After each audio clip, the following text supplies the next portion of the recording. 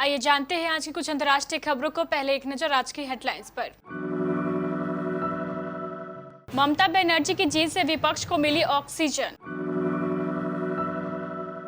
ममता बनर्जी बोली, बंगाल में शानदार जीत, सांप्रदायिक सौहार्द को बचाए रखने की लड़ाई की विजय। यूपी पंचायत चुनाव में प्रधान, बीडीसी और सदस्य के 1,64,680 उम्मीदवार निर्वाचित। अब लॉकडाउन की ओर बढ़ने लगा देश, 2 राज्यों ने की घोषणा। कोरोना के मामलों में आई मामूली कमी। 4 अंतरिक्ष यात्रियों को लेकर धरती पर आया स्पेस एक्स कैप्सूल। भारतीय स्टेट बैंक में है खाता तो आपको भी पता होनी चाहिए ये बातें। विजय देवरकोंडा ने अस्पताल में भर्ती फैंस की आखिरी ख्वाहिश की पूरी। दीपिका पादुकोण को हुई लोगों के मेंटल हेल्थ की फिक्र, शेयर किया हेल्पलाइन नंबर। और शिखर धवन की पारी के आगे मयंक अग्रवाल की पारी पड़ी फीकी, पंजाब को हराकर दिल्ली पॉइंट टेबल में टॉप पर पहुंची। पश्चिम बंगाल के परिणाम से भाजपा भले ही हतप्रभ हो, लेकिन कांग्रेस काफी खुश नजर आ रही है। कांग्रेस के हाथ भले ही बंगाल में एक भी सीट नहीं लगी है, लेकिन उसकी खुशी की वजह भाजपा की हार बनी है। जानकार तृणमूल कांग्रेस की बेहतरीन जीत के पीछे कांग्रेस की मौन साथ को भी एक वजह मान रहे हैं। चुनाव के दौरान राहुल और प्रियंका गांधी ने बंगाल से दूरी बना रखी थी।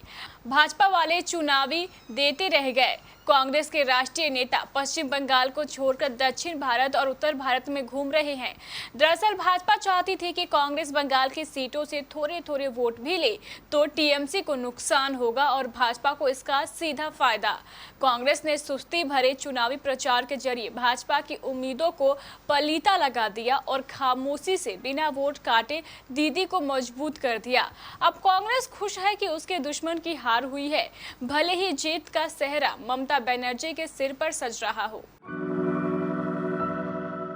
पश्चिम बंगाल विधानसभा चुनाव में तृणमूल कांग्रेस की शानदार जीत को मुख्यमंत्री ममता बनर्जी ने रविवार को सांप्रदायिक सौहार्द को बचाए रखने की अपनी लड़ाई की जीत बताई। अपनी पार्टी को राज्य में भारी जीत दिलाने वाली ममता बनर्जी को हालांकि खुद नंदीग्राम सीट पर हार का मुंह देखना पड़ा।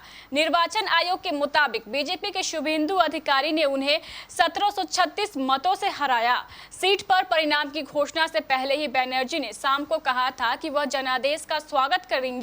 ममता ने कहा कि लेकिन मुझे लगता है कि मेरी जीत की खबर आने के बाद कुछ गड़बड़ी हुई है। इसके बाद सुनने में आया कि परिणाम बदल गए। मैं इस मुद्दे पर अदालत जाऊंगी। दरअसल नंदीग्राम में स्थिति को लेकर ममता बनर्जी कुछ निराश है।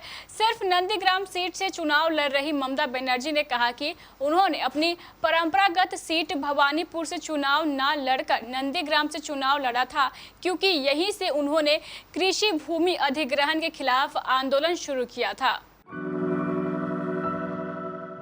उत्तर प्रदेश में पिछले महीने 4 चरणों में हुए पंचायत चुनाव की मतगणना रविवार सुबह शुरू हो गई और रात 8:30 बजे तक कई पदों के लिए 1,64,680 उम्मीदवारों को निर्वाचित घोषित कर दिया गया।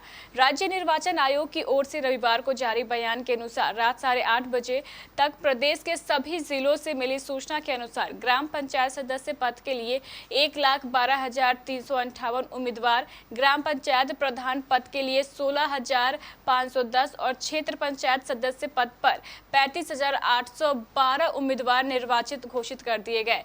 जिला पंचायत सदस्य के पद पर अभी तक कोई परिणाम नहीं आया है।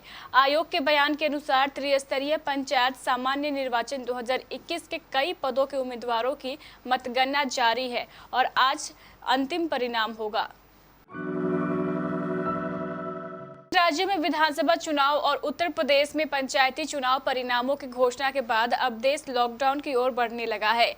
रविवार को राष्ट्रीय टास्क फोर्स ने जहां दोबारा से 2 सप्ताह के लिए राष्ट्रीय लॉकडाउन लगाने की सिफारिश की, वहीं हरियाणा, उड़ीसा सहित कुछ राज्यों ने लॉकडाउन की घोषणा भी कर दी है। दरअसल बीते 5 सप्ताह से देश कोरोना महामारी की दूसरी लहर का सामना कर रहा है।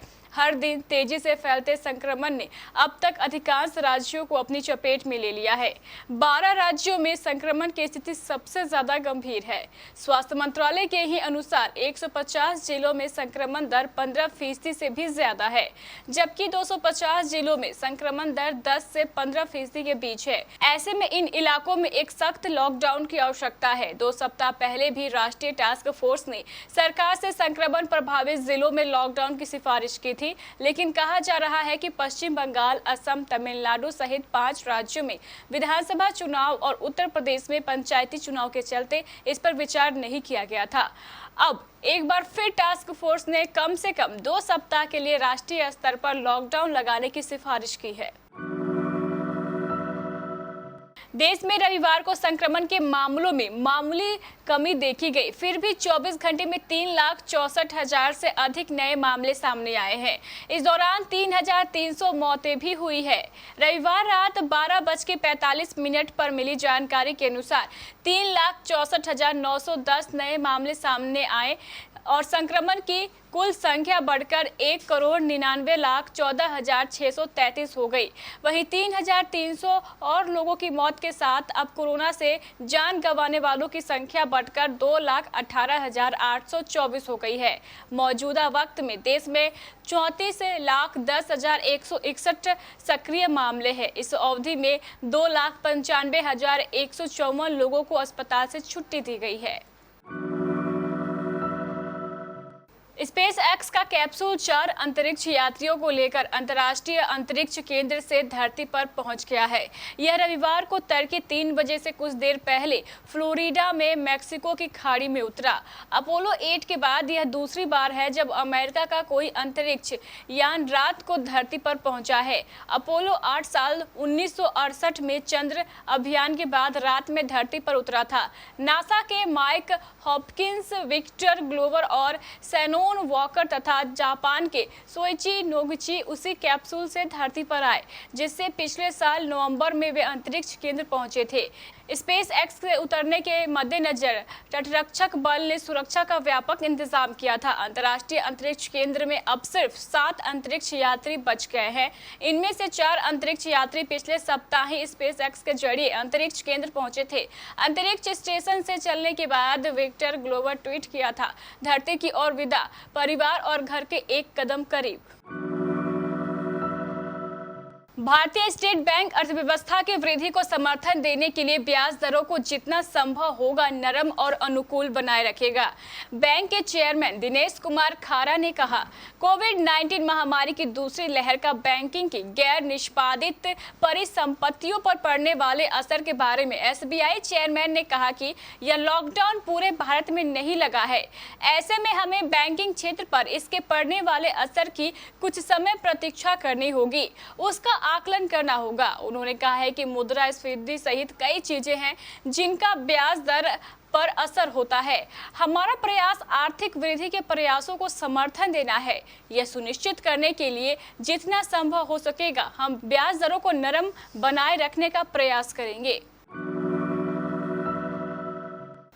जल्द ही फिल्म लीगर से बॉलीवुड में धमाकेदार एंट्री करने वाले विजय देवरकोंडा ने हाल ही में अपने एक फैन की आखिरी ख्वाहिश पूरी की है। उनका फैन हेमंत कोरोना पॉजिटिव था और अस्पताल में भर्ती था। जब उसने विजय से बात करने की इच्छा जताई, जब विजय को इस बारे में जानकारी मिली तो उन्होंने अपनी टीम भेजकर हेमंत से वीडियो कॉलिंग के जरिए बातचीत की। अपने फैन से बात करते हुए एक्टर अपने आंसू नहीं रोक सके। इस बेहद खास फैन मूवमेंट को एक्टर ने अपने सोशल मीडिया पर शेयर किया है। विजय ने अपने फैन के साथ वीडियो कॉलिंग करते हुए एक स्क्रीनशॉट अपने सोशल मीडिया अकाउंट से शेयर किया। इसके साथ एक्टर ने लिखा, मैं तुम्हें बहुत याद कर रहा हूं हेमंत। मुझे बहुत खुशी है कि अपनी बात हुई और मुझे तुम्हारी मीठी सी मुस्कान देखने का मौका मिला। तुम्हारा प्यार महसूस हुआ और तुम्हें थोड़ा प्यार दिया। आंखों में आंसुओं के साथ मैं तुम्हारे लिए दुआ कर रहा हूँ। सबका शुक्रिया जिसने मुझे इस छोटे स्वीट से लड़के से कनेक्ट करने में मेरी मदद की। तुम्हारी बहुत याद आएगी हेमंत। मैं चाहता हूँ कि तुम और तुम्हारी ये याद हमेशा मेरी टाइमलाइन पर रहे। दीपिका पादुकोण ने कुछ समय पहले एक पोस्ट अपने सोशल मीडिया अकाउंट इंस्टाग्राम पर शेयर किया है। पोस्ट में उन्होंने verify mental health helpline numbers के साथ ईमेल आईडी भी शेयर की है। उनके इस पोस्ट के जरिए उनके कहने का यह मतलब है कि मानसिक स्वास्थ्य को लेकर ज्यादा जागरूकता की जरूरत है। उनके इस पोस्ट को उनके फैंस बेहद पसंद कर रहे हैं, साथ में कमेंट करते हुए अपना प्यार भी बरसा रहे हैं। दीपिका पादुकोण ने पोस्ट को शेयर करते हुए कैप्शन में लिखा, मैं और मेरी फैमिली को मिलाकर मिलियंस में लोग बचे रहने के प्रयास में है। ऐसे में याद रखें कि इस मुश्किल वक्त में हमारा इमोशनल वेल बीइंग भी बेहद ज़रूरी है। ध्यान रहे, आप अकेले नहीं हो, हम सब एक साथ हैं और सबसे ज़रूरी उम्मीद भी है। इसी के साथ उन्होंने यू आर नॉट अलोन का हैशटैग भी इस्तेमाल किया है। मयंक अग्रवाल की नाबाद 99 रन की पारी शिखर धवन के नाबाद 69 रन के सामने फीकी पड़ गई। दिल्ली कैपिटल्स ने रविवार को अहमदाबाद के नरेंद्र मोदी स्टेडियम में पंजाब किंग्स को 14 गेंद शेष रहते हुए 7 विकेट से हराकर इंडियन प्रीमियर लीग तालिका में शीर्ष स्थान हासिल किया। अग्रवाल ने शुरू से एक छोर संभाले रखा तथा अपनी पारी में 58 गेंदों पर सामना करते हुए 8 चौके और 4 छक्के लगाए। उनकी पराक्रमी पारी के दम पर पंजाब अंतिम 6 ओवरों में 76 रन और कुल 6 विकेट पर 166 रन बनाने में सफल रहा। धवन ने पृथ्वी शॉ के साथ मिलकर दिल्ली को फिर से अच्छी शुरुआत दिलाई। बाएं हाथ के इस बल्लेबाज ने आखिरी तक एक छोर संभाले रखा तथा अपनी पारी में 47 गेंदों का सामना करके 6 चौके और 2 छक्के लगाए। तो ये थी हमारी कुछ अंतर्राष्ट्रीय खबरें। चलेंगे प्राइम स्टूडियो।